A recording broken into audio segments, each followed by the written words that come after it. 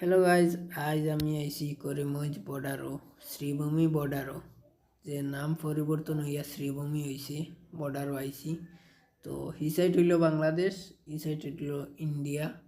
বাংলাদেশ আর India, গাঙ্গর ও side Bangladesh ও side India. ইন্য দেখরা আমরা Indian flag লাগাইল, Indian সেনা। আর ও হইল সাদা গড় যেন বাউন্ডারি দেবা, ইন্য হইল গিয়ে বাংলাদেশের সেনা তখন এই গরম হইবে।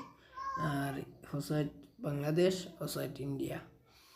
আর এখন বর্তমানে বাংলাদেশ কোনো জাত মাল যান না, এনে বর্তমানে গেট লাগাইলেও দেখায়নি, বাস লাগাইয়া তো কোনো জাত মাল হি সাইডে যান না, হি সাইড থেকেও আর না কোনো জাত মাল, মানুষও পার হইতরা না, হি সাইডেও যাইতরা না, বুঝছেন।